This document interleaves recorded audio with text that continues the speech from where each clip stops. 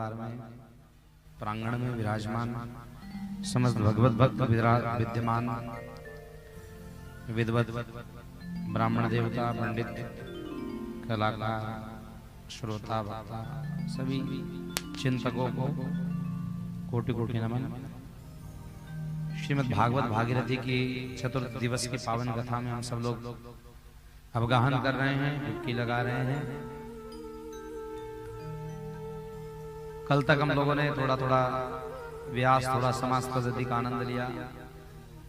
आज समय की प्रतिकूलता हो गई है, 1 सवा घंटा ऐसे ही बर्बाद हो गया, तो इसलिए आज थोड़ा समास पद्धति में कथा का आनंद लेंगे और कृष्ण जन्म तक पहुंचने का यत्न करेंगे।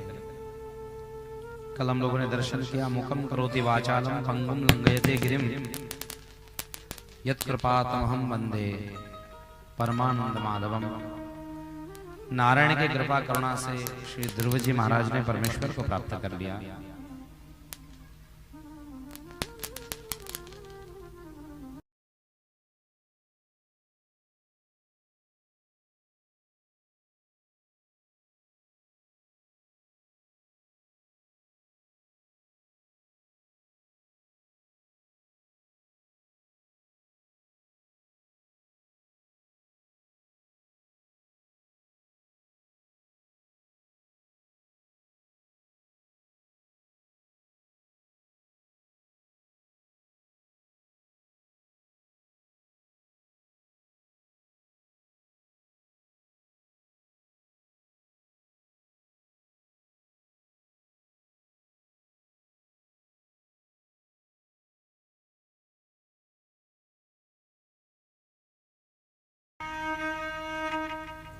ध्रुव जी का पावन चरित्र हम सब लोग दर्शन करते हुए आनंद मग्न होते हुए यात्रा करें। श्री तुलसीदास जी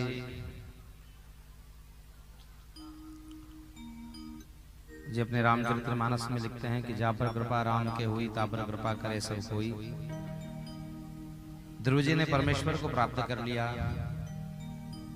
पिता उत्तानपाद को पश्चाताप हुआ और प्रायश्चित्त के रूप में अपने पद का त्याग कर तपस्या करने की भाव से श्री उत्तानपाद निकलने लगे। ध्रुव जी महाराज का स्वागत किया गया। ध्रुव जी ने अपने माता को सम्मानित किया, पर कौन सी माता को? जिस माता ने धक्का मारा था उस माता को प्रणाम किया। श्री ध्रुव जी ने सोचा अगर मां ने धक्का न दिया होता तो परमेश्वर की गोदी में कैसे पहुंच पाता। नारायण ने पूछा कि क्या इच्छा है, क्या कामना है? ध्रुव जी ने कहा अब आपके दर्शन के बाद कोई कामना नहीं। तब श्री नारायण ने कहा जिस कामना को व्यक्ति लेकर के मेरे दरवाजे आता है, पहले मैं उस कामनाओं को पूर्ण करता हूं और बाद में मेरे मन की इच्छा जो होती है मैं उसे देता हूं। तुम 36,000 वर्षों तक का राज्य पृथ्वी तल पर करोगे और फिर मेरे लोक में पुनः आ पाओगे। तुम्हारे नाम से ध्रुवलोक नाम जाना जाएगा।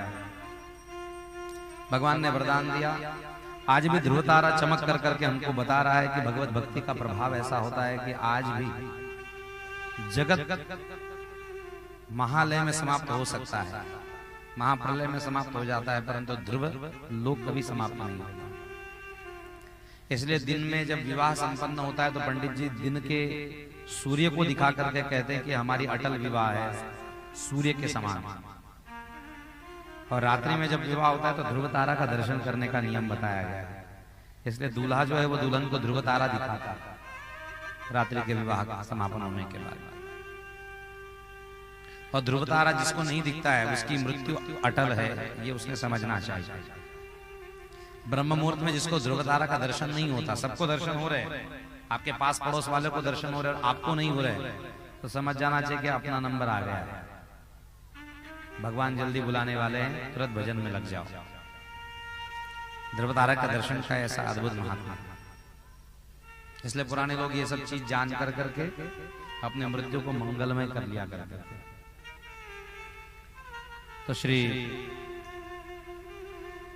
ध्रुव जी ने अपने माता को आकर के प्रणाम किया कि हे मां, तुमने मुझे धक्का दिया और मुझे प्रभु के चरणों में पहुंचा दिया। संसार में जब जब आपको धक्का मिलेगा तब तब आप अच्छी अच्छी जगहों पर पहुंचोगे।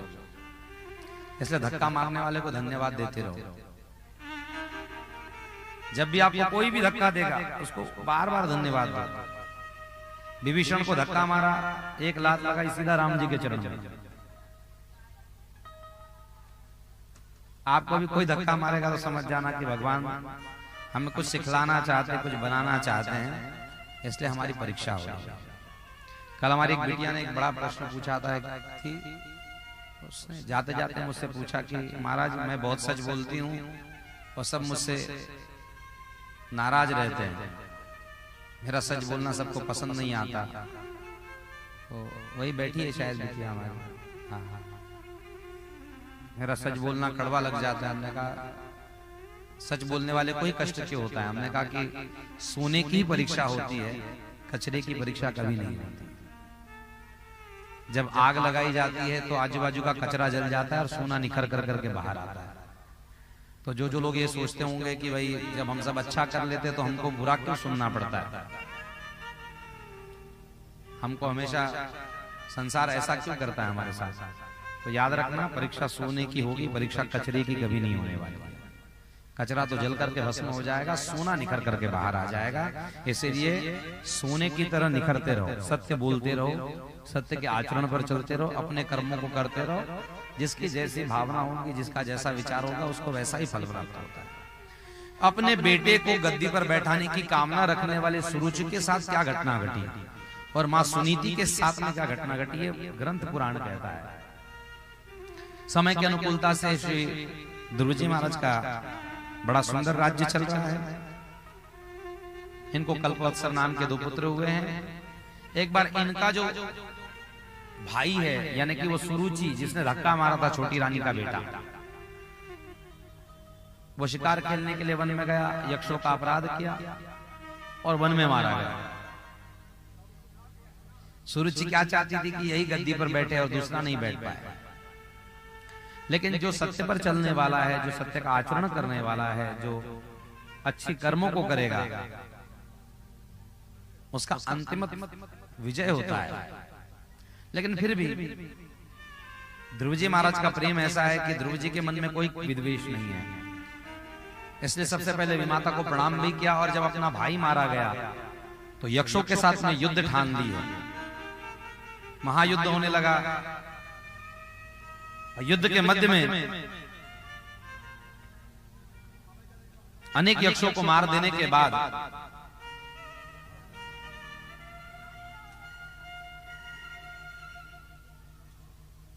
अंतिम सभी ऋषि मुनियों ने, साधु संतों ने विचार किया, करे ये तो धर्मात्मा है, इनको युद्ध शोभा नहीं देता अभी इस समय में,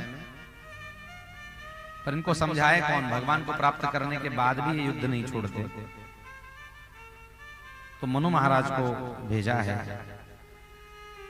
नायम मार्गो हिसाबुनाम ऋषिकेशानुवर्तिनाम।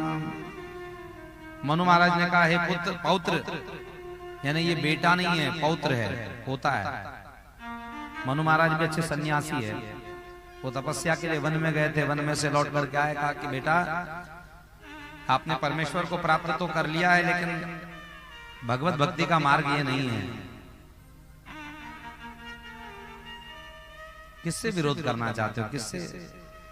तुम्हारे भाई ने जैसा कर्म किया वैसा उसने भोग भोगा, छोड़ दो युद्ध। महाराज युद्ध से निरत हुए, अपने पुत्र को गद्दी पर बिठाया, तपस्या के लिए वन की ओर गए।